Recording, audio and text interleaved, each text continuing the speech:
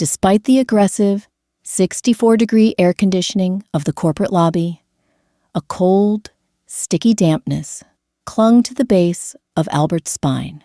He adjusted his heavy silk tie, his fingers leaving brief, slick prints on the fabric. Beside him, Sophie popped a breath mint into her mouth. The sharp, synthetic smell of peppermint immediately cut through the lobby's generic cedarwood room spray, cheapening the air around them. She crunched down on the mint with her back teeth. It was an ugly, wet sound. "You're fidgeting," Sophie murmured, not looking up from her phone. Her thumbs flew across the screen, the pale pink acrylic of her nails clicking against the glass like a tiny, erratic metronome. "I'm not fidgeting," Albert lied, rolling his shoulders beneath his bespoke charcoal jacket. "I'm preparing." He was doing both, though he would never admit it to her. Today was the culmination of 6 months of aggressive networking, back-channel emails, and exhaustive pitch building. The Caldwell account wasn't just a contract, it was a kingmaker. If his agency landed Caldwell's global rebrand, Albert would secure his promotion to senior partner. If he failed, he'd be politely shuffled into the irrelevance of middle management within a year. And he had brought his mistress to the meeting. Albert looked at Sophie. She wore a tailored beige skirt suit that fit just a fraction too tightly across the hips, a conscious choice that blurred the line between professional and predatory. She was 26, held a vague title as a junior account coordinator, and possessed a ruthless, unpolished ambition that Albert usually found intoxicating. Today, however, under the sterile, unforgiving halogen lights of the Caldwell building, she just looked incredibly young and out of place. Why had he brought her? He told himself it was because she had helped compile the slide deck. He told himself it was good optics to have a younger demographic represented in the room. But as a dull ache throbbed behind his left temple, Albert admitted the cynical truth. He brought her because she made him feel like a god. When you are 44, possessing a slightly receding hairline and a marriage that feels like a prolonged, silent waiting room, you crave an audience. Sophie was his audience. She gasped at his mediocre observations. She stroked his ego and his thighs under expensive restaurant tables. She was the tangible proof that Albert still had it, whatever it was. He needed that armor today. "Albert," Sophie said, slipping her phone into her bag. The clasp snapped shut, a sharp, metallic bite. "Relax. You've got this. That old guy running Caldwell is probably going to fall asleep halfway through your deck anyway. We're going to crush it." She smelled like vanilla body mist and stale vape smoke, a scent that violently clashed with the leather of Albert's briefcase. "It's not the old guy," Albert said, his voice tighter than he intended. "Richard Caldwell stepped down on Tuesday. Medical leave. The board appointed an interim CEO. Someone from outside. A restructuring specialist." Sophie blinked, her heavily mascaraed eyelashes fluttering. "So, what's the difference?"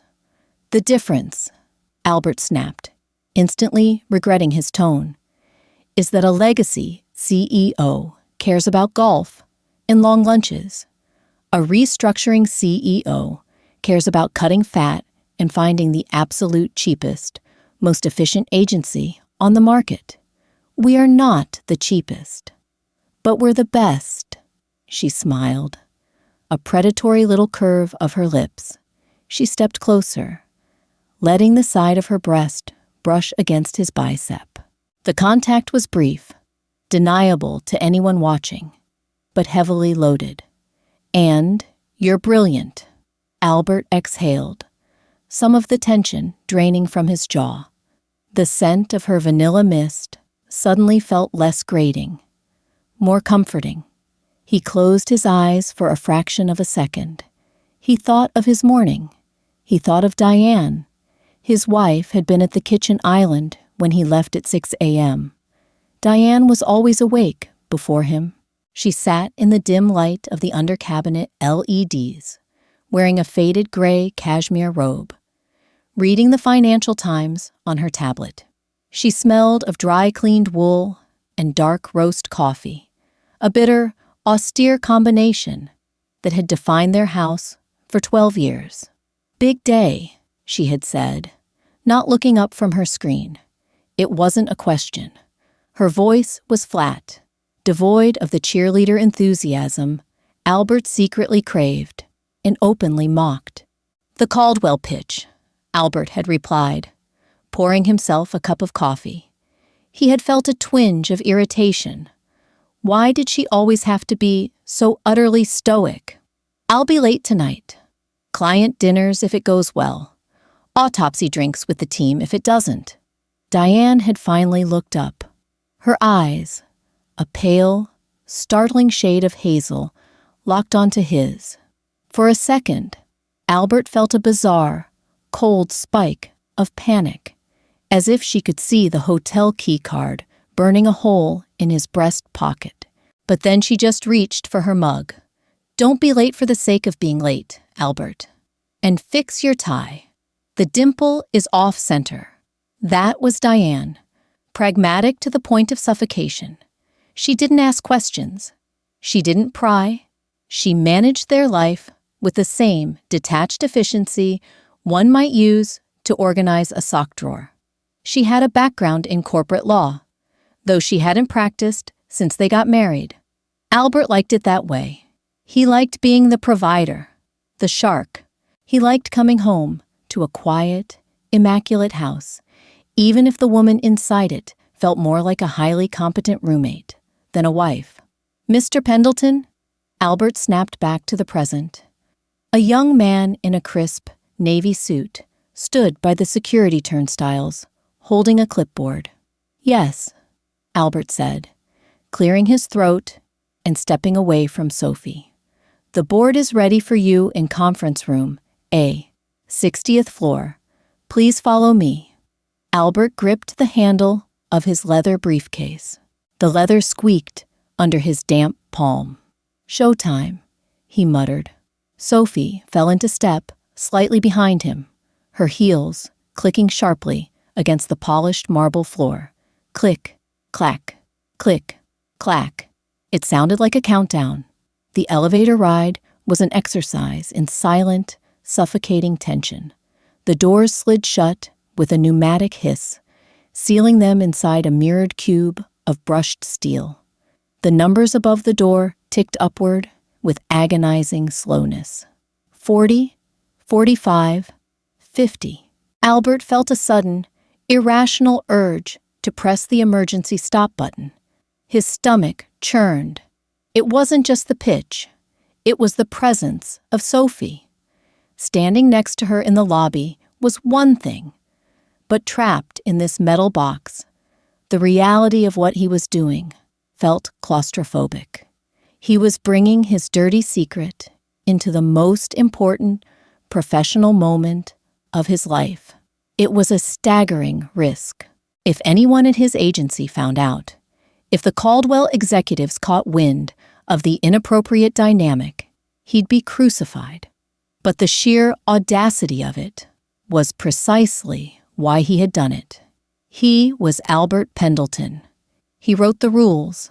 At the 60th floor, the doors parted, revealing a reception area that looked less like a corporate office and more like the interior of a high-end art gallery. Polished concrete floors, stark white walls, and massive, abstract metal sculptures that looked aggressive and expensive. "Right this way," the young man said. Conference room A was a massive glass enclosure dominating the northern wing of the floor. Inside, the atmosphere was thick enough to chew. 6 executives sat around a table carved from a single massive slab of dark walnut. They wore variations of the same uniform, dark suits, grim expressions, and an aura of profound exhaustion. Albert recognized a few faces from his research. There was Miller, the CFO, rubbing his temples as if trying to massage away a migraine. There was Davis, the head of marketing, aggressively chewing on a cuticle. They did not look like a team ready to be inspired by a flashy ad campaign. They looked like survivors of a shipwreck, huddled on a raft, waiting to see who would be eaten first. Albert pushed open the heavy glass door. The ambient hum of the room shifted. Eyes turned toward him. "Albert Pendleton," Albert said, projecting his voice from his diaphragm. He forced a smile that felt like cracking plastic. "Pendleton and Hughes. And this is my associate, Sophie." Miller, the CFO, barely glanced at them. "You're early. Sit down. We're waiting on the new chief." Albert took his seat halfway down the massive table. He placed his briefcase on the wood, the soft leather making a muffled thud. Sophie sat beside him, pulling out a sleek silver laptop. She crossed her legs, and the whisper of nylon was excruciatingly loud in the tense quiet of the room. Albert unpacked his notes. His hands were shaking. He pressed them flat against the table to hide the tremor. The wood was cold. Across from him sat Harrison, a senior VP from a rival agency. Harrison was 10 years younger than Albert, wore a suit that was aggressively European in its tailoring, and had a smile that made Albert want to punch a wall. Harrison leaned forward, resting his chin on his steepled fingers. "Pendleton," Harrison whispered across the table, his eyes flicking to Sophie and lingering just a second too long, "brought the interns to carry the heavy lifting today." Albert felt a hot spike of rage in his chest. "Sophie is here to run the analytics modeling, Harrison. Something your agency still delegates to third-party software, I believe." Sophie smiled sweetly at Harrison. "I love your tie. My grandfather has the exact same one." Harrison's jaw tightened. Albert felt a petty, pathetic surge of victory. Good girl, he thought. But the victory was short-lived. The silence in the room began to stretch, pulling taut like a guitar string tuned past its breaking point. 5 minutes passed. 10. "Where is she?" Davis muttered to Miller, checking his watch for the 4th time. Albert's ears pricked up. She, the interim CEO, was a woman. That wasn't in the brief. He frantically began adjusting his internal monologue, tweaking his opening jokes, altering the cadence of his pitch. Female CEOs in restructuring roles were a different breed. They had to fight twice as hard to get the knife, which meant they usually cut twice as deep. "Her flight from Chicago got in late last night," Miller whispered back, his voice strained. "She was in the office at 4 a.m., auditing the Q3 financials. God help us." Albert felt a bead of sweat detach from his hairline and begin a slow, agonizing crawl down the side of his neck. 4 a.m., auditing financials. This wasn't a pitch meeting anymore. It was an execution. He glanced at Sophie. She was drawing tiny, invisible circles on the armrest of her chair. Looking bored, she didn't understand the gravity of the room. She was just a tourist in his war zone. Suddenly, her presence beside him felt less like a power move and more like a massive, glaring vulnerability. "Albert," Sophie whispered, leaning in. Her breath was warm against his ear. "My foot is falling asleep." "Don't move," Albert hissed through his teeth, keeping his eyes locked on the empty chair at the head of the table. "Just breathe and look professional." He grabbed the glass pitcher of ice water in the center of the table. The condensation made the glass impossibly thick. He poured himself a glass, watching the water slosh over the ice cubes. His mouth tasted like pennies. He was ready. He had his numbers. He had his creative mock-ups. He had the arrogant swagger that had gotten him this far. He could handle some corporate hatchet woman from Chicago. He just needed to get in the room, dominate the airwaves, and dictate the narrative. Then, the heavy brass handle of the conference room door clicked. It wasn't a loud sound, but in the dead silence of the room, it echoed like a gunshot. Everyone froze. Miller stopped rubbing his temples. Harrison sat up straight, his smug smile vanishing. Even Sophie stopped moving. The door pushed open. Footsteps. They were deliberate, measured, and terrifyingly calm. Clack, clack, clack. Leather striking concrete. Not the soft, hurried shuffle of an assistant, but the heavy, grounded stride of someone who owned the ground they walked on. Albert took a sip of his ice water. It was freezing, painful against his teeth. He lowered the glass and looked toward the doorway, ready to deploy his winning $1,000,000 smile. The air left Albert's lungs as if he had been struck in the chest with a tire iron. He didn't drop the water glass, but his grip spasmed so violently that a thin stream of water sloshed over the rim, soaking into the cuff of his $200 shirt. He didn't feel it. He couldn't feel anything. His entire nervous system seemed to short-circuit, leaving him paralyzed in his heavy mesh chair. Walking into the room, carrying a slim leather folio and an aura of absolute, freezing authority, was his wife, Diane. His vision tunneled. A high-pitched ringing, like a localized flashbang, started behind his ears. The room around him, the gray carpet, the terrified executives, Harrison's stupid European suit, faded into a blurry, meaningless wash of color. It wasn't just that she was there. It was how she was there. This was not the woman who poured coffee in a faded cashmere robe. This was not the woman who bought bulk paper towels or reminded him to center the dimple in his tie. She wore a dark navy, double-breasted suit, tailored so sharply it looked like armor. Her usually loose, shoulder-length hair was pulled back into a severe, architectural knot at the base of her skull. She wore no jewelry except her wedding band, but it was her face that shattered Albert's reality. The soft, placid mask of domestic boredom was completely gone. Her jaw was set, her hazel eyes flat and predatory, scanning the room with the detached appraisal of a slaughterhouse manager counting cattle. No, Albert's brain screamed, a frantic, pathetic denial.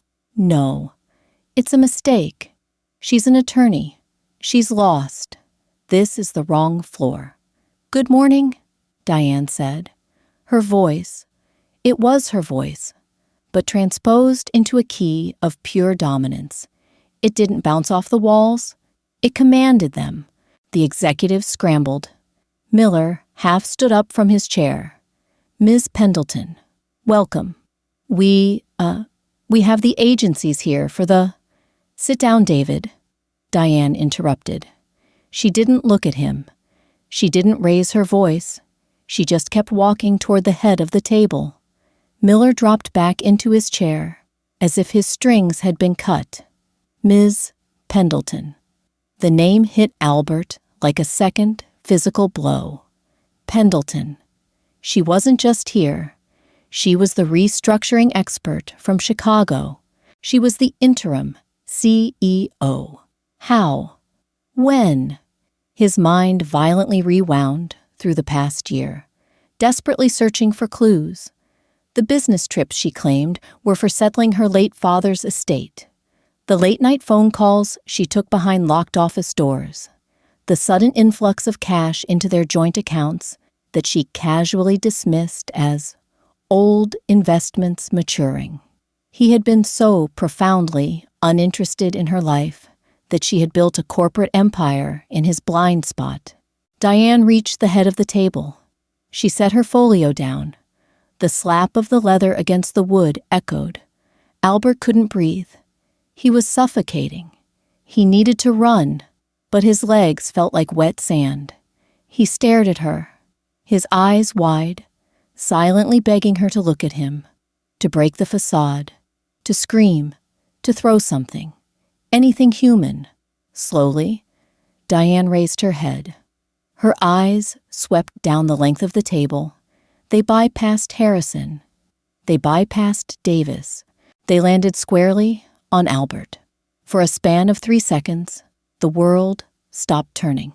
Albert looked into his wife's eyes, searching for shock, for betrayal, for the agonizing pain he knew he was about to inflict. He found nothing, no anger, no tears, just a cold, surgical calculation. It was the look of a scientist observing a particularly pathetic insect pinned to a corkboard.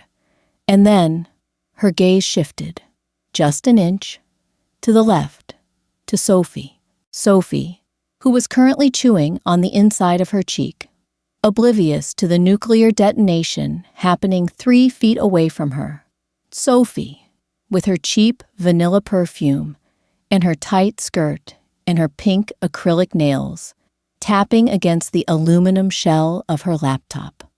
Albert watched, paralyzed, as Diane absorbed Sophie. He saw his wife's eyes drag over the cheap fabric, the heavy makeup, the way Sophie was leaning slightly toward Albert's chair. Diane didn't wince. She didn't gasp. The corner of her mouth twitched, a micro-expression of profound, withering disgust. It was a look that said, "This is what I am competing with? This is what you chose to destroy our marriage for? How embarrassing for you." Then, the micro-expression vanished, replaced by the smooth, terrifying mask of the CEO. She looked back at Albert. "Let's begin," Diane said, her voice echoing in the dead air. "We are bleeding capital, gentlemen, and I have 0 tolerance for inefficiency. Pendleton and Hughes, you're up first. Impress me." Albert opened his mouth. His tongue felt like a dry sponge. The elaborate, charming introduction he had rehearsed 100 times evaporated from his brain. He looked down at his perfectly organized slide deck. The words looked like hieroglyphics. Albert rasped. He cleared his throat, the sound wet and pathetic. "Thank you. We..." Under the table, Sophie's hand snaked out. Her sharp, acrylic nails dug into his thigh, right above the knee. A secret, illicit touch meant to encourage him. A gesture they had practiced. Albert violently flinched, pulling his leg away as if she had branded him with a hot iron. Sophie's head snapped toward him, a look of genuine confusion and hurt crossing her face. Diane saw the flinch. She saw the panicked retreat of his leg. She saw it all. She leaned back in her high-back leather chair, steepling her fingers. She didn't say a word. She just waited, watching her husband drown in a sea of his own making, her eyes completely devoid of mercy. "The floor is yours, Albert," Diane said softly. The use of his first name wasn't an endearment. It was the twist of a knife. "Tell me why I should buy what you're selling." Silence stretched, thick and suffocating, broken only by the low mechanical hum of the overhead projector warming up. Albert's thumb hovered over the plastic next button on his remote. The small device felt coated in grease. His heart wasn't hammering in his chest. It was performing a slow, sickening thud against his ribs, each beat pumping ice water through his veins. He looked at the first slide. Caldwell, A Legacy Reimagined. It was a brilliant title yesterday. Today, projected in harsh blue light against the white screen, it looked juvenile. It looked like a lie. Our core strategy, Albert began. His voice cracked. He coughed, a dry, dusty sound, and tried again. Our strategy centers on modernizing the Caldwell footprint while respecting the established base. He clicked to the next slide. A graph appeared. Diane did not look at the screen. She looked at his hands. She watched the slight, undeniable tremor in his knuckles. We ran a comprehensive market analysis. Albert pushed on, desperate to fill the dead air, to build momentum. He fell back on his rehearsed cadence. The rhythmic, meaningless corporate speak that usually insulated him from scrutiny, synergizing the downstream logistics with a robust, millennial-focused digital rollout. We project a 17% engagement increase within 2 fiscal quarters. Stop, Diane said. The word wasn't shouted. It was dropped into the room like a heavy stone into a shallow pond. Albert stopped. His jaw hung open a fraction of an inch. Diane picked up a silver pen from the table. She tapped it once against her leather folio. Click. 17%, she repeated, her tone entirely conversational. Based on what modeling? Exactly. Your slide cites a third-party audit from late last year, but Caldwell acquired 3 regional distributors in January. Your baseline is operating on pre-acquisition data. You're promising growth on a market share that no longer exists in that shape. Albert's throat closed. She was right.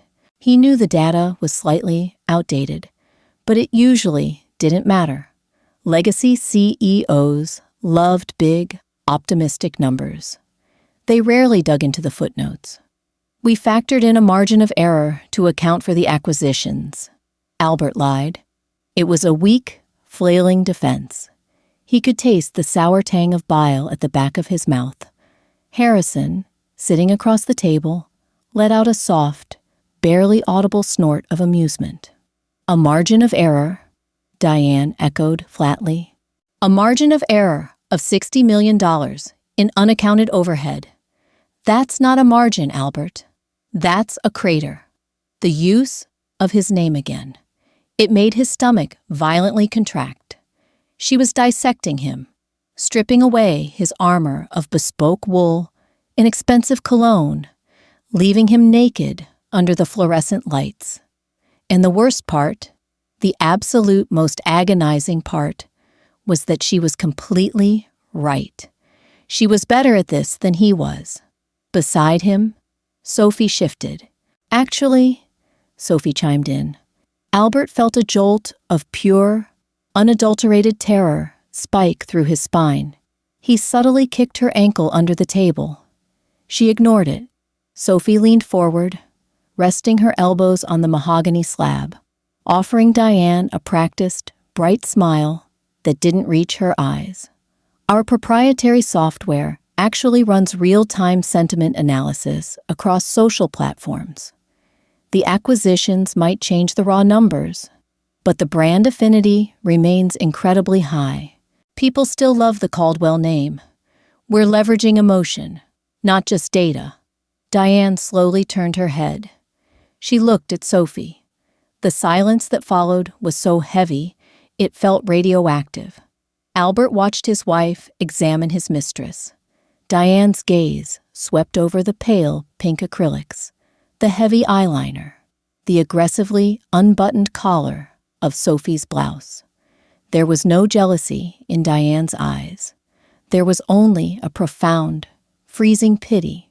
Brand affinity, Diane said, rolling the words around in her mouth, as if tasting something expired.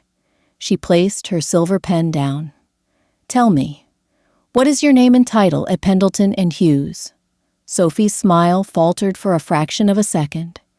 She wasn't used to women looking at her like this. She was used to older men who found her interruptions charming.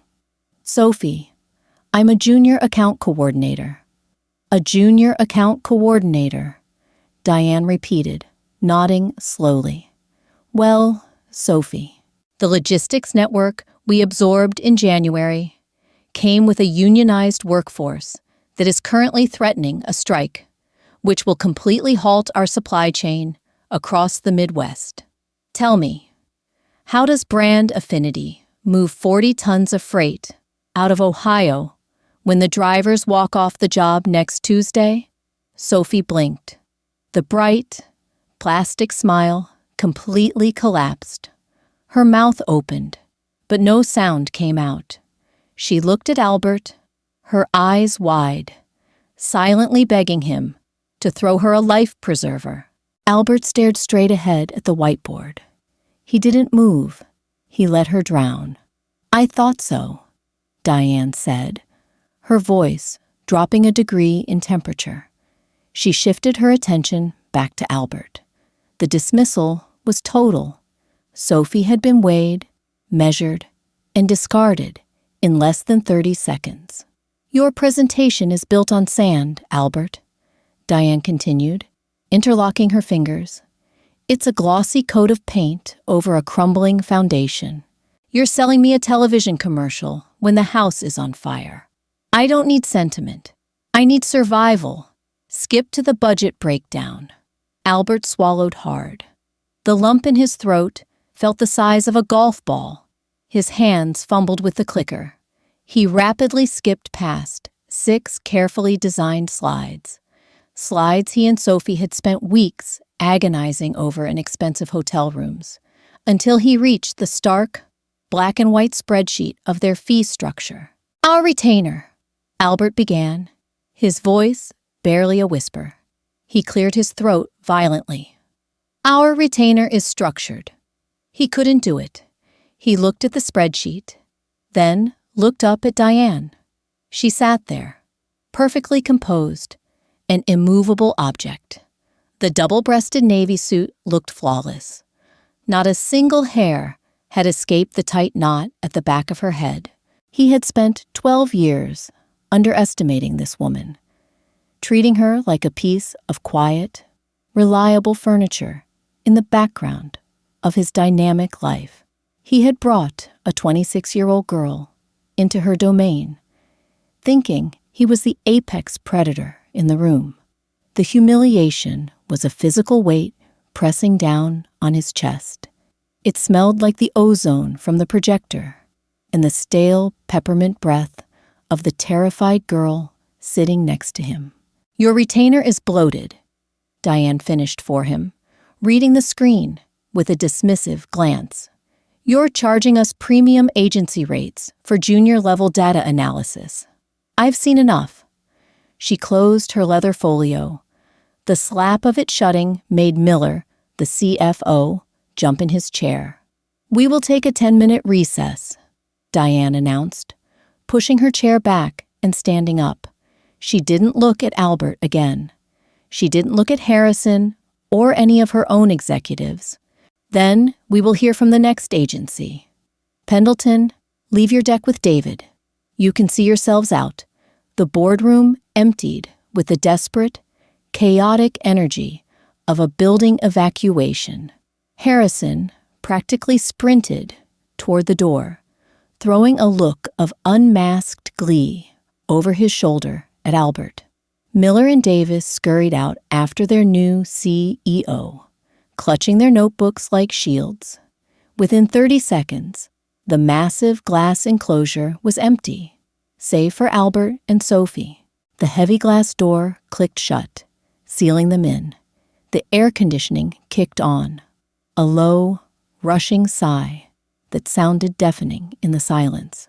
Albert remained frozen in his chair. He stared at the blank wall where his ruined presentation had been projected. His shirt was soaked through beneath his suit jacket. The expensive Italian wool felt like a straitjacket. He couldn't form a coherent thought. His mind was a loop of static and the image of Diane's flat, hazel eyes. Jesus Christ! Sophie exhaled loudly, breaking the silence. She aggressively slammed her laptop shut. The sharp noise made Albert flinch. What a total bitch, Sophie spat, shoving the silver computer into her leather tote bag. Her face was flushed, her jaw tight with indignation. Who does she think she is? Did you see the way she talked to me? Like I was an idiot. How does brand affinity move freight? What a miserable, dried-up corporate hack. Albert slowly turned his head to look at her. He looked at the pout of her lips, the angry flare of her nostrils. He smelled the vanilla perfume again, and this time it made his stomach heave. He felt a sudden, violent surge of revulsion, not just toward her, but toward himself. This was what he had risked everything for? This whining, oblivious child? Shut up, Albert said. His voice was a rasp, completely devoid of energy. Sophie stopped rummaging in her bag. She looked up, her brow furrowing. Excuse me? Don't tell me to shut up, Albert. I was trying to save your ass back there. You completely froze. You looked pathetic. The word hit him like a physical blow. Pathetic. Do you know who that was? Albert asked, his voice shaking. He planted his palms flat on the cold mahogany table, using it to push himself up. His legs felt weak, tremulous. I don't care who she is, Sophie snapped, slinging her bag over her shoulder. She's a psycho. I'm telling you right now, I refuse to work on this account if we get it. I'm not dealing with that kind of toxic energy. Albert let out a short, hysterical bark of laughter. It sounded like a cough. We didn't get it, Sophie. We're fired. We were just fired in front of the entire executive board. He turned away from her and began blindly stuffing his papers into his briefcase. He crumpled a page of demographics, the crisp paper tearing in his clumsy grip. Whatever, Sophie sighed, crossing her arms. We don't need Caldwell. We have other clients. Just, let's get out of here. I need a drink. Let's go to that place with the dark leather booths.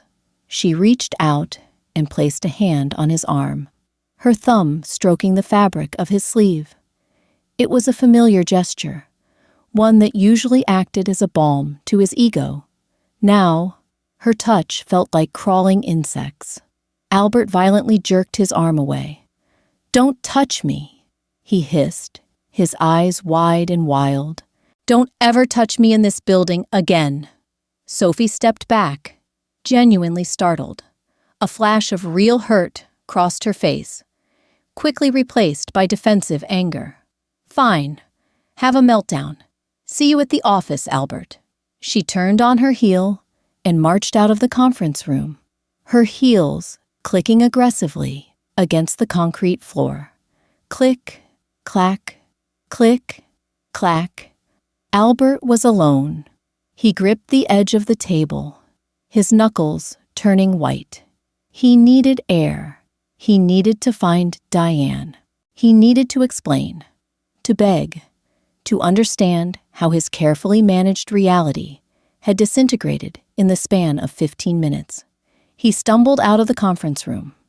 The 60th floor was vast and quiet.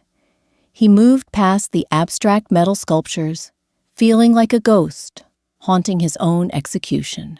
He found the restrooms at the end of the western corridor. The hallway was heavily carpeted, muffling his footsteps. As he approached the heavy oak door of the men's room, a figure stepped out of the women's room, adjacent to it. Albert stopped dead. Diane stood there. She was washing her hands with hand sanitizer from a small, crystal pump on a marble credenza in the alcove. She didn't look up as he approached. She calmly rubbed the clear gel into her palms. The scent of sharp alcohol and faint eucalyptus blooming in the confined space. Diane, Albert choked out. The name tasted strange on his tongue. She finished sanitizing her hands. She adjusted the cuffs of her jacket, perfectly aligning the fabric. Finally, she lifted her gaze to meet his. "It is Miss Pendleton inside this building, Albert," she said softly. Her voice lacked any venom. It was terrifyingly neutral. Albert took a step forward, his hands raised in a pathetic gesture of surrender. "Diane, please, you have to let me explain.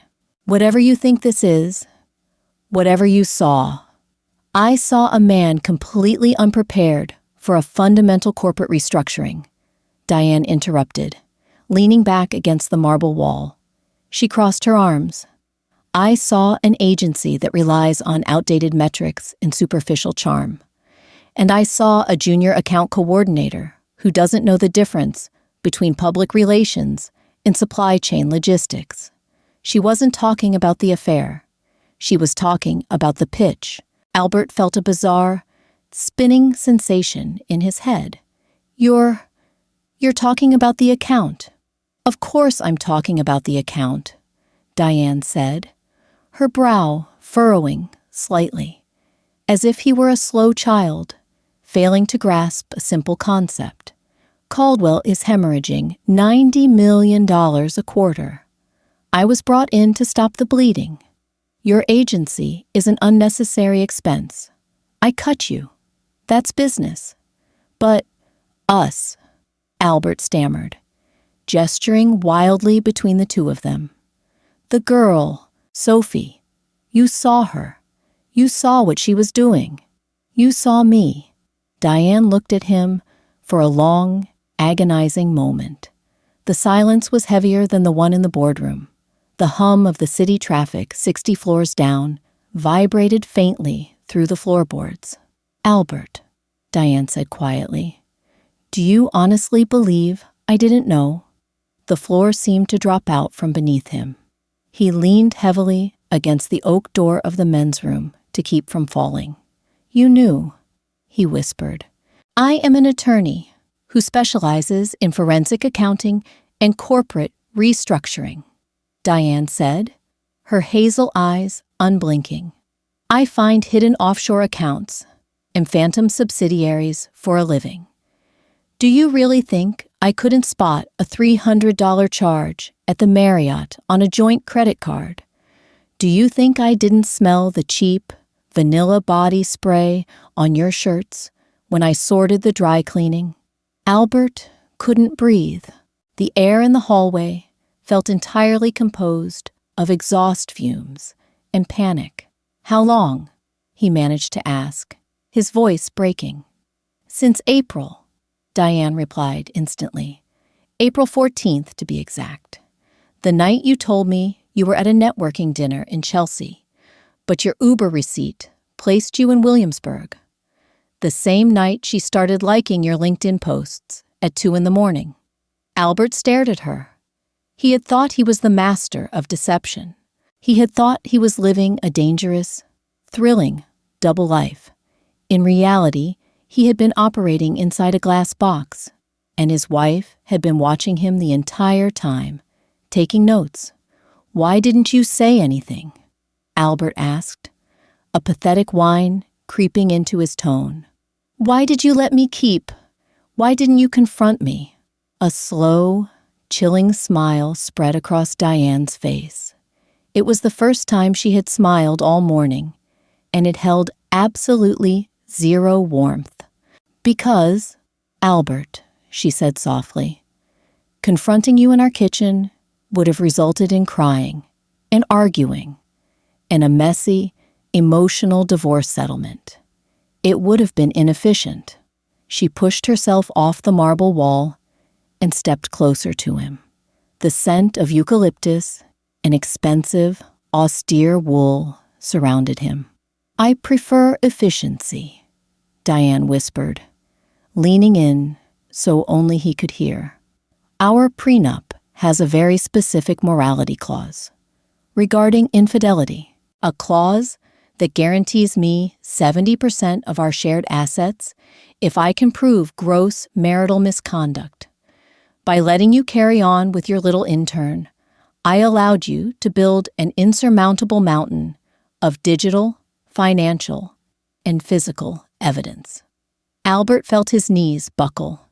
He slid down the heavy oak door slightly, his expensive suit dragging against the wood. "And today," he gasped, "bringing me here? Setting me up to fail?" "I didn't set you up, Albert," Diane said, stepping back and smoothing the front of her jacket. "You submitted the pitch. You brought the girl. I just scheduled the meeting. You destroyed your own career today. I'm just managing the fallout." She turned toward the heavy glass doors leading back to the boardroom. "I have a meeting with the Harrison Agency," she said, not looking back. "My lawyers will email yours by close of business. Do not go back to the house tonight. I've already had the locks changed." Albert watched her walk away, her heels clicking rhythmically against the floor. Clack, clack, clack. It was the sound of his entire life being dismantled, piece by piece, by the woman he had spent 12 years underestimating. Bile rose in Albert's throat, burning like battery acid. He didn't remember the elevator ride down. He just suddenly found himself standing on the sidewalk of Fifth Avenue, blinking against the harsh, unforgiving glare of the midday sun. Heat radiated from the pavement, baking the soles of his expensive leather Oxfords. The city was offensively loud. A garbage truck ground its gears at the intersection, a pneumatic hiss of brakes cutting through the relentless blare of taxi horns. Pedestrians bumped his shoulders. Brief, anonymous collisions that sent dull spikes of pain radiating down his arms. He had to move. Standing still meant letting the reality of the last 30 minutes catch up to him. And if it caught up, he knew his legs would completely give out. He unbuttoned his suit jacket. The wind offered no relief. It was a hot, stagnant breath, smelling of roasted nuts and hot asphalt. He pulled out his phone. The screen was smeared with his own thumbprints. He opened his banking app. A red exclamation point sat next to his and Diane's primary joint checking account. Account frozen. Contact administrator. He checked their shared savings. Account frozen. His platinum credit card. Suspended. She had done it all while he was fumbling through slides about brand affinity. She had been pushing buttons under that mahogany table, severing his financial lifelines with the casual efficiency of someone deleting spam emails.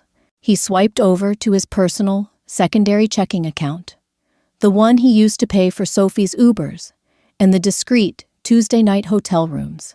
Balance, $4,218. A wave of nausea washed over him, so intense he had to lean against the brick facade of a deli. $4,000. That was his net worth now. That, and a closet full of bespoke suits, in a house he could no longer legally enter. Albert! He turned his head. Half a block down, standing outside the dark awning of a steakhouse, was Sophie. She was waving at him, her face pulled into a tight scowl of impatience. She held a lit cigarette between her index and middle fingers, the smoke curling around her pale pink acrylics. Albert pushed himself off the brick wall. His legs felt heavy, uncoordinated, like he was walking through knee-deep mud. He pushed through the heavy wooden doors of the steakhouse.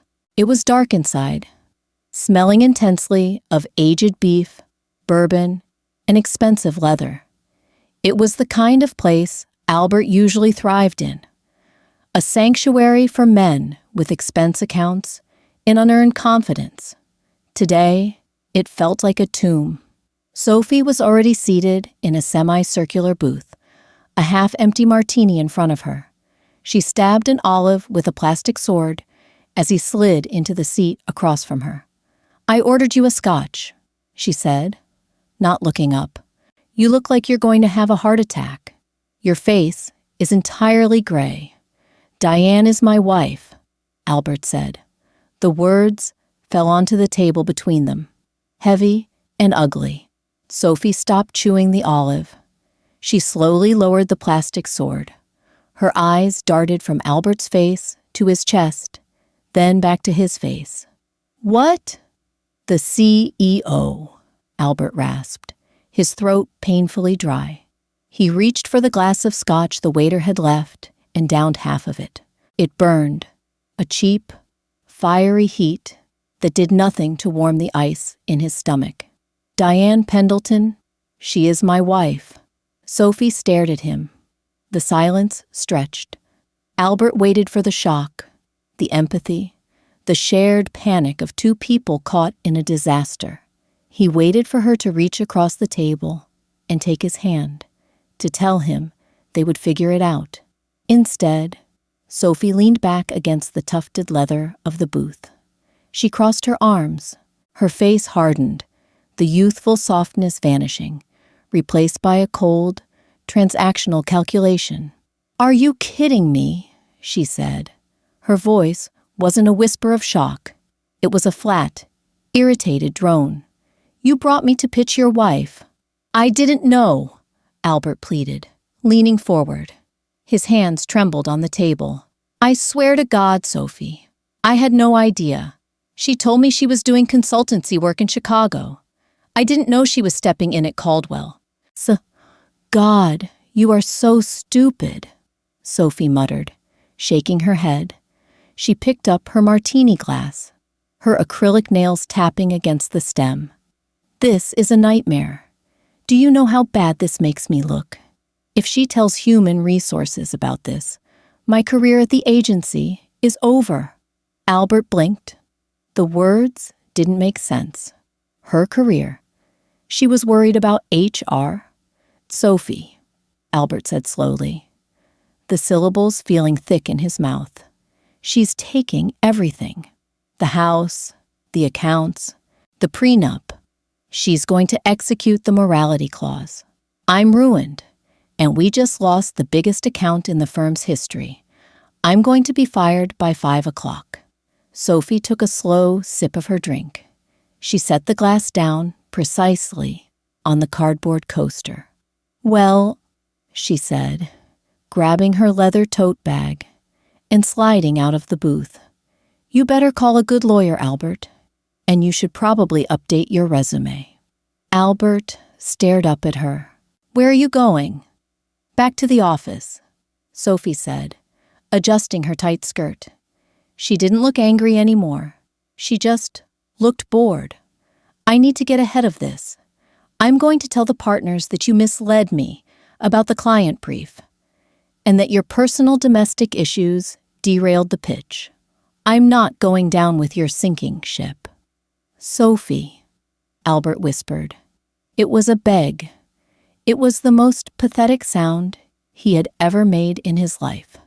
She paused, looking down at him.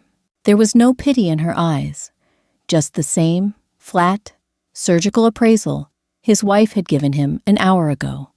"Don't call me Albert," she said. "It was fun when you were a winner, but this is just messy, and I don't do messy." She turned and walked out of the restaurant. Albert watched her go. Click, clack, click, clack. The sound of her heels faded, swallowed by the ambient jazz, playing from the bar's hidden speakers. He was entirely alone. Room 412 of the Midtown Courtyard Inn smelled of industrial carpet cleaner and stale air conditioning. Albert sat on the edge of the queen-sized bed, staring at the muted television screen attached to the wall. His suit jacket lay discarded on the floor, an expensive, crumpled heap of charcoal wool. He had loosened his tie, pulling it away from his neck, He didn't turn on the lamps. The only light in the room came from the late afternoon sun, bleeding through a gap in the blackout curtains, casting a harsh, dusty sliver of illumination across the polyester bedspread. His phone sat on the nightstand, vibrating intermittently. Bzzzt. He didn't look at it. He knew what it was. An hour ago, his agency email account had been locked. 10 minutes after that, a courier had arrived at the hotel lobby. How they knew he was here, he didn't care to figure out, and handed him a thick manila envelope. Inside was a formal notice of his suspension, pending a full partner review of the Caldwell incident. The letter was signed by Hughes, his mentor, a man who had been a groomsman at his wedding. Bzzzt. Albert reached over and picked up the phone. The screen was brutally bright in the dim room. New email.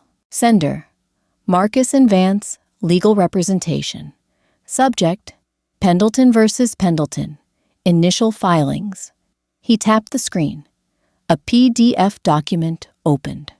The legalese was dense, but the numbers were crystal clear.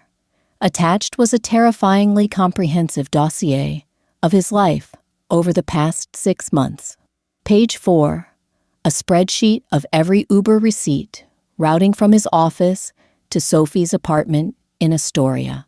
Page 7, credit card statements highlighting dinners at obscure bistros, floral deliveries, and a $300 charge for a bottle of perfume at a boutique in Soho. Page 12, photographs. Albert's thumb hovered over the screen. He scrolled down. They weren't explicit, but they were damning. Albert and Sophie sitting in a corner booth at a bar, his hand resting high on her thigh. Albert and Sophie entering the lobby of a boutique hotel in Midtown. The timestamp in the corner of the photos proved they had been taken by a private investigator. Diane hadn't just suspected him. She had hunted him. She had paid someone to trail him, to document his betrayal, to build a watertight vault of evidence, while she sat in their kitchen, sipping dark roast coffee and calmly telling him to fix his tie. He dropped the phone onto the bed. It landed with a soft, muffled thud, the silence of the cheap hotel room pressed against his eardrums. He waited for the tears to come.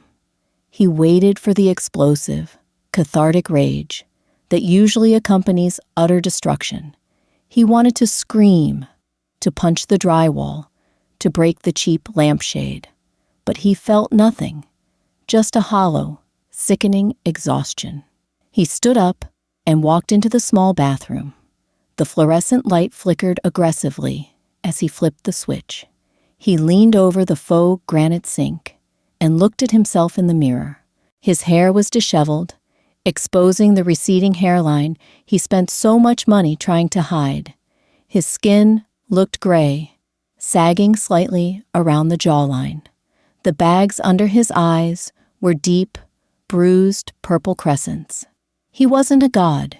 He wasn't a master of the universe, manipulating clients and stringing along a younger woman. He was a cliché. He was a painfully average, 44-year-old man who had traded a stable, quiet life for a pathetic ego trip. He thought of Diane's face in the boardroom, the absolute lack of anger, the surgical precision of her revenge. She didn't hate him. She pitied him. She had cut him out of her life like a diseased appendix, efficiently and without remorse. Albert reached up and grabbed the knot of his silk tie. He pulled it completely free of his collar, the expensive fabric slipping through his fingers like water.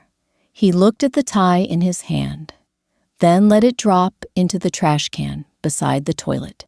He walked back into the dark hotel room and sat back down on the edge of the bed. Outside, sirens wailed in the distance, a chaotic symphony of a city that didn't care he existed. Albert rested his elbows on his knees, buried his face in his hands, and finally began to weep into the silence. That concludes the devastating downfall of Albert Pendleton. Did Diane go too far, or did Albert get exactly what he deserved? Let us know whose side you are on in the comments section below. If you enjoyed this grounded, gritty, corporate drama, please hit the like button, share it with your friends, and subscribe to the channel. We release fresh, original stories every single week. Thanks for watching.